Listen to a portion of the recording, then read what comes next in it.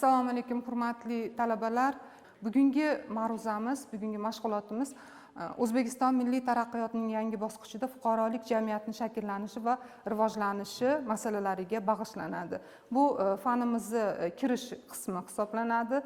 Juda ham o'ziga xos bir qizg'in masalalar ko'rib chiqiladi. Demak, bugun ma'ruzamizda asosan O'zbekistonning rivojlanish strategiyasi va fuqarolik jamiyati fanining predmeti, maqsad, mohiyati, uning qonuniyatlari va boshqa ijtimoiy fanlar bilan bog'liqligi hamda jamiyat ijtimoiy siyosiy hayotida tutgan o'rni kabi masalalarni ko'ramiz. Ikkinchi masalamiz esa fuqarolik jamiyati taraqqiyotning yuqori bosqichi sifatida masalalarni hamda fuqarolik jamiyati haqidagi g'oyalar evolyutsiyasi masalalarini bugungi ma'ruzamizda ko'rib o'tamiz.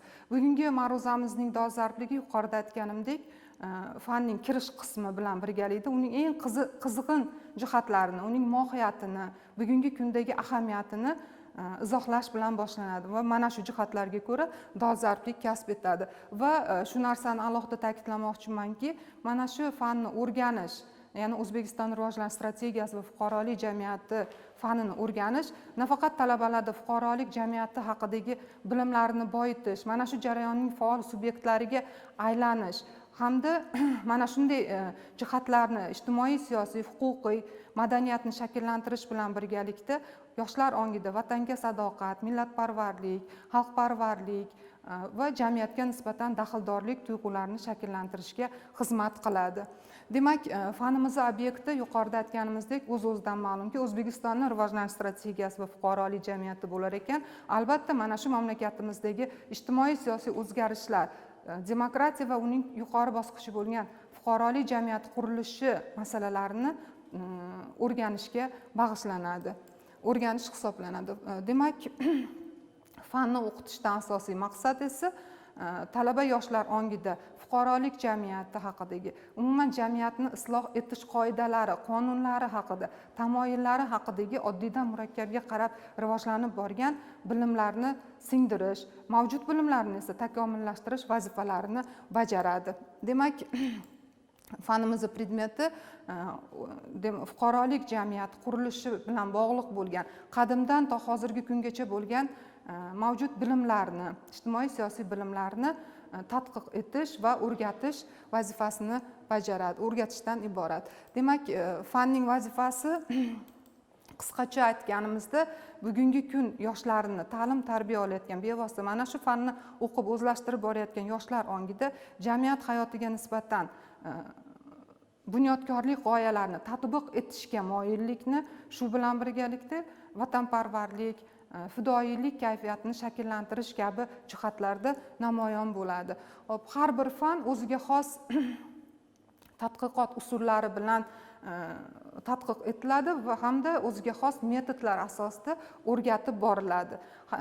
Shundan kelib chiqib, agar yondoshadigan bo'lsak, bizning fanimizda bevosita ijtimoiy fanlarda keng qo'llaniladigan ilmiylik va xolislik, tarixiylik tamoyillariga, mantiqiylik, ketma-ketlik, izchillik, tizimlilik tamoyillari asosida jamiyatni tahlil etishni o'rgatish bilan birgalikda jamiyatning u yoki bu darajasini mavjud geografik makonda tadqiq solishtirishni, qiyosiy tahlil qilishni, aytaylik, geografik jihatdan bir-biriga yaqin bo'lgan mintaqa davlatlarini taraqqiyot darajalarini taqqoslash, rivojlangan davlatlar bilan taqqoslash, rivojlanayotgan davlatlar bilan etnik jihatdan yaqin davlatlarni yoki geografik jihatdan yaqin bo'lgan davlatlar bilan taqqoslab, demak, qiyosiy tahlil qilish metodlaridan foydalanadi. Mana shu jihatlarga ko'ra ham mana shu fanni o'ziga xos qiziqarli jihatlari, demak, turli daraja taraqqiyotga ega bo'lgan davlatlarni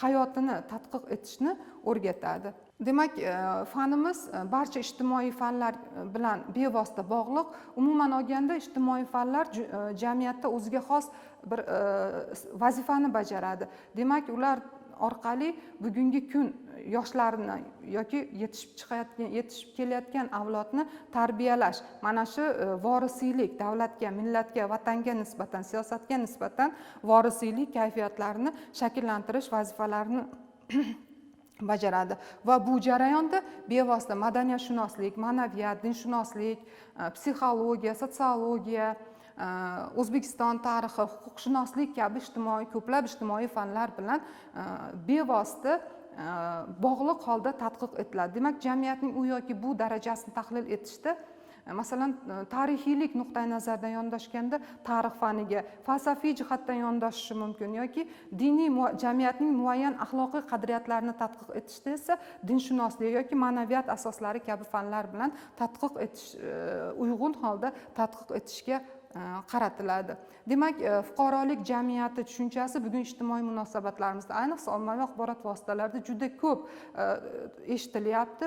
Umuman fuqarolik jamiyati o'zi nima degani? Buni qisqacha qilib aytganimizda, fuqarolik jamiyati demak jamiyatning hozirgi zamonaviy davlatlarning o'ziga xos rivojlanish darajalarini talqini sifatida jamiyatning ijtimoiy, iqtisodiy, siyosiy, ma'naviy, axloqiy xarakterini demak darajalarini ifoda etadi. Mana shu yerda biz bevosita fanimizni asosi sifatida shu narsaga bir e'tibor qaratishimiz kerakki, fanimizni asosiy tayanch tushunchalaridan bittasi davlat va jamiyat iboralari. Demak, biz bugungi nuqtai nazardan qaraganimizda jamiyat iborasiga biz to'xtalishimiz lozim bo'ladi. Demak, jamiyat bu nima degani? Jamiyat bu jo'ngina tushuncha, ba'zan bu narsa haqida muayyan bir tushunchalarni, tasavvurlarga ega bo'lish ham kuzatiladi.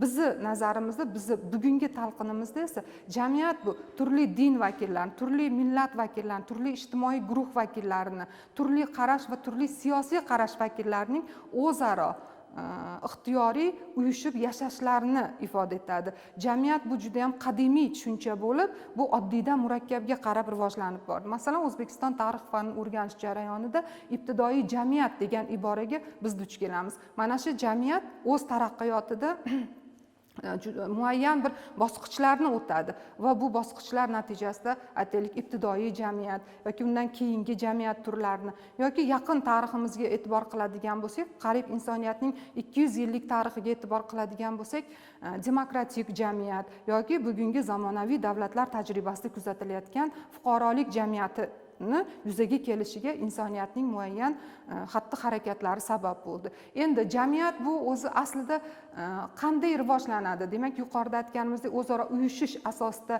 vujudga kelar ekan, jamiyat har qanday holatda taraqqiy etib borgani sari o'zining qobig'ida turadi. U siyosiy daxl qila olmaydi va qanchalar rivojlanib bormasin, davlatga ehtiyoj sezadi. Mana endi oddiy, sodda qilib tushunchalar bilan ifodalaydigan bo'lsak, jamiyat bu keng tushuncha, davlat esa siyosiy tushuncha sifatida talqin etiladi. Demak, jamiyat rivojlanib borar ekan, davlatga ehtiyoj sezadi. Davlat bu siyosiy tushuncha sifatida jamiyatni muqarrar barqarorligini ta'minlash uchun xatti-harakatlarni amalga oshiradigan siyosiy subyekt hisoblanadi.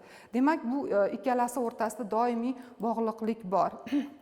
Demak, qisqacha aytganimizda, fuqarolik jamiyatini paydo bo'lishi bu insoniyat tafakkurining ulkan bir mahsuli sifatida baholanadi. Demak, insoniyat hayotini, insoniyat tafakkurini mahsuli yoki insoniyat sivilizatsiyasining yutuqlarini sanaganimizda biz siyosiy jihatlarga turkumlashimiz, iqtisodiy jihatlarga turkumlashimiz yoki yana boshqa bir fanlar nuqtai nazaridan turkumlashimiz mumkin bo'ladi. Aynan bizni fan nuqtai nazarimizdan qaraganda davlatning paydo bo'lishi, hokimiyatlarni taqsimlash tamoyiliga amal qilinishi, bu siyosiy insoniyat sivilizatsiyasining siyosiy yutuqlari deb qaralsa, masalan, iqtisodiy yutuqlardan biri sifatida pulning kashf qilinishi yoki genlarning kashf qilinishi, olovning kashf qilinishi, elektron hisoblash mashinalarini, kosmosni kashf qilinishi va shu kabi yutuqlar qatorida insoniyatning ulkan yutug'i sifatida qaraladi. Hop, insoniyat mana shunday jamiyatni taraqqiy etishi uchun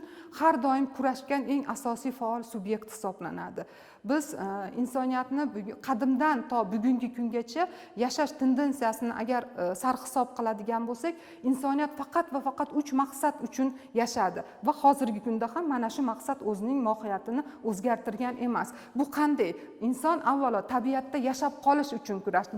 Bunga agar chuqurroq qaraydigan bo'lsak, tabiat hodisalaridan yoki yovvoyi hayvonlardan o'zini asrab qolgan insoniyat va bugungi kunda ham aynan mana shu kayfiyatda jamiyatning ulkan va shiddatli o'zgarishlar jarayonida yashab qolish uchun kurashyapti. Ikkinchi, bu demak qadimiy maqsad deb qaraladi.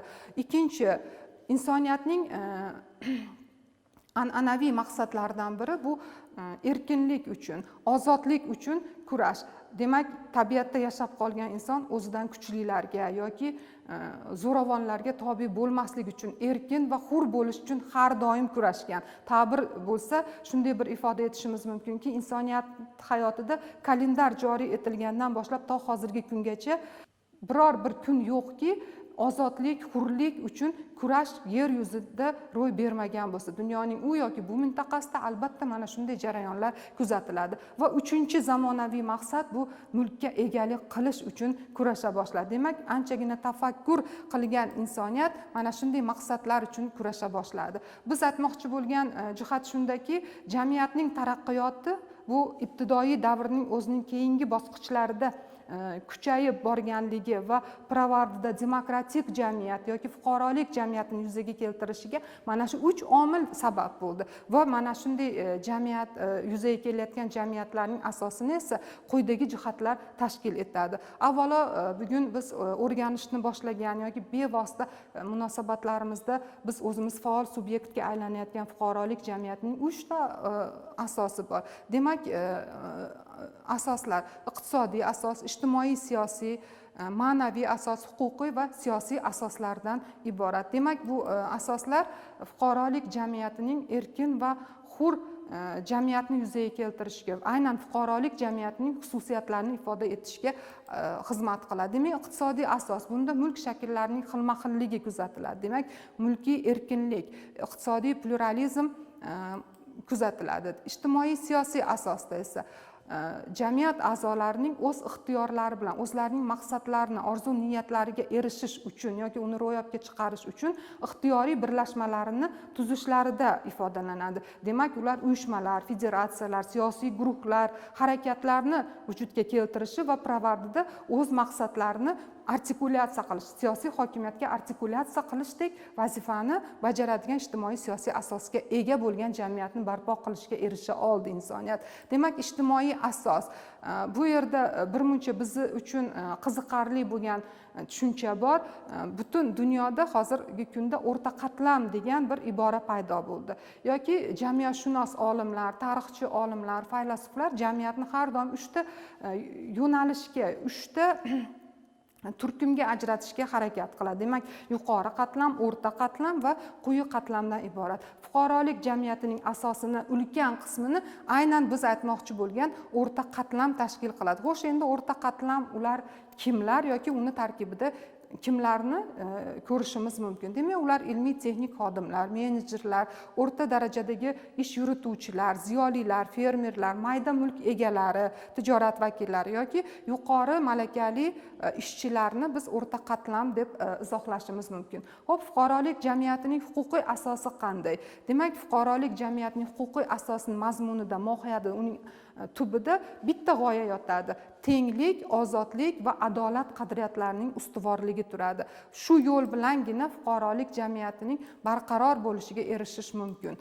Demak, fuqarolik jamiyatining ma'naviy asoslari. Ma'naviy asoslarining xususiyati shundaki, vijdon erkinligi, diniy e'tiqod masalalarining kafolatlanishi, yagona mafkura hukmronligiga yo'l qo'yilmaslik, yuksak axloq normalariga jamiyat a'zolarining birdek amal qilish holatlari bilan izohlanadi va bu jihatlarning barchasi jamiyat a'zolarida faol fuqarolik pozitsiyasini shakllanishiga xizmat qiladi. Demak, fuqarolik jamiyati haqidagi tushunchalarimizni ifoda etishda shunday xulosa chiqadiki, fuqarolik jamiyati qachon vujudga kelishi mumkin, qachon to'la shakllanishi mumkin?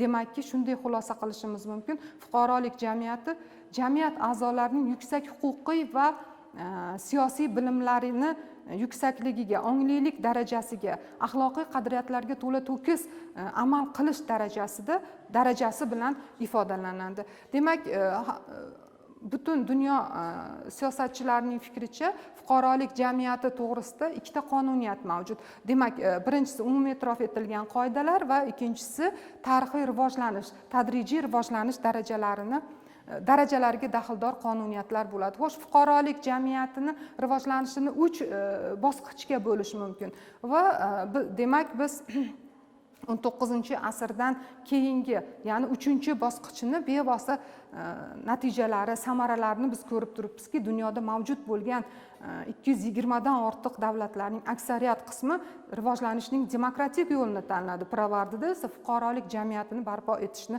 maqsad qildi.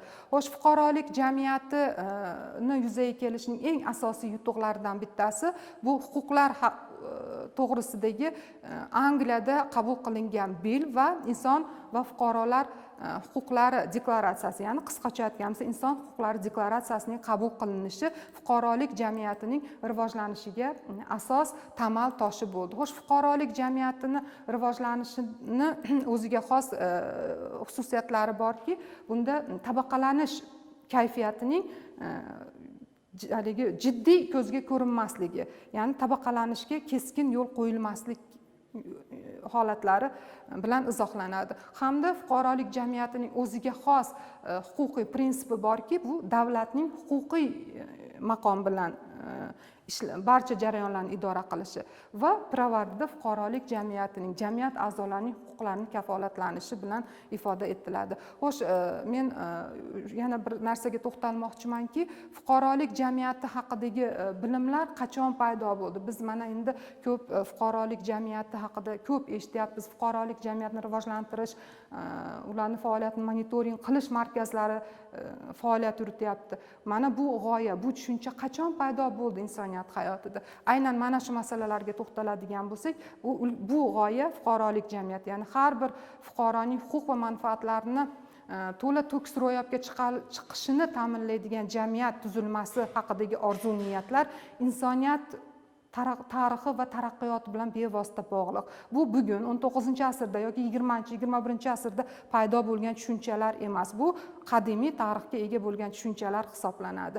Va shu narsani unutmaslik kerakki, fuqarolik jamiyati o'z-o'zidan paydo bo'lmaydi. U avvalo demokratik jamiyat negizida paydo bo'ladi.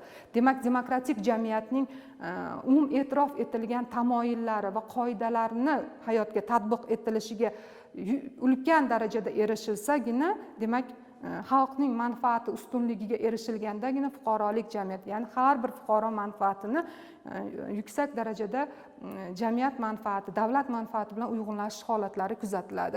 Demak, mana shu fuqarolik jamiyati haqidagi g'oyalarning asoschilari kim? Bu ko'p olimlar aytadi, bu g'oyaning asoschisi haqiqatdan ham Sitseron deb. Ya'ni bu g'oyani paydo bo'lishi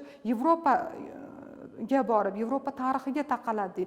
Lekin bu aynan mana shu g'oyalar bilan uyg'un bo'lgan qarashlar, tushunchalar sharq xalqlari hayotida ham paydo bo'lgan. Mana shunday g'oyalardan, ya'ni Fozil odamlar shahri risolasining muallifi bo'lgan Abu Nasr Farobiyning qarashlarida aynan fuqarolik jamiyatiga xos bo'lgan tushunchalar ifoda etilganini ko'rishimiz, anglashimiz mumkin bo'ladi. Demak, Fozillar shahri risolasida Farobiy keltiradiki, jamiyatning har bir a'zosi yuksak axloqiy fazilatga ega bo'lmog'i lozim va mana shundagina barchaning huquqlari tan olinadigan, o'zaro hurmatga asoslangan jamiyat yuzaga keladi deydi. Va yana shu narsani aytadiki, qachonki jamiyat yuksak axloqiy fazilatlarga va yuksak onglilik va madaniyatga erishar ekan, bu ularga Allohning inoyati sifatida davlat vujudga keladi deydi. Demak, bu ikkala tushunchalarning uyg'unligi mana shu yerda ko'rinadi. Bundan tashqari Abu Rayhon Beruniyning qadimgi xalqlardan qolgan yodgorliklar asarida, Ibn Sinoning falsafiy qarashlarida ham fuqarolik jamiyati, ya'ni fuqarolarning siyosiy onglilik darajasini bayon qilgan asarlar uchraydi va shu bilan birgalikda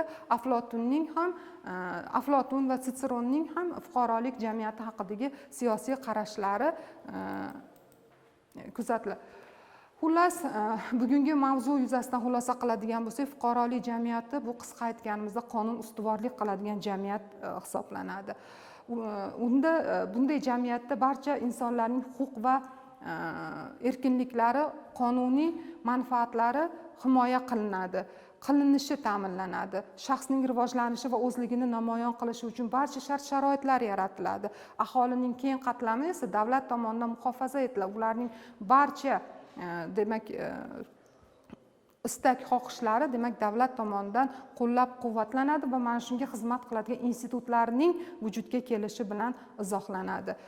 Mana shu masalalar bilan, fikrlar bilan ma'ruzamizni yakunlaymiz va savollar bo'ladigan bo'lsa, bemalol elektron pochta orqali murojaat qilishingiz mumkin. E'tiborlaringiz uchun rahmat.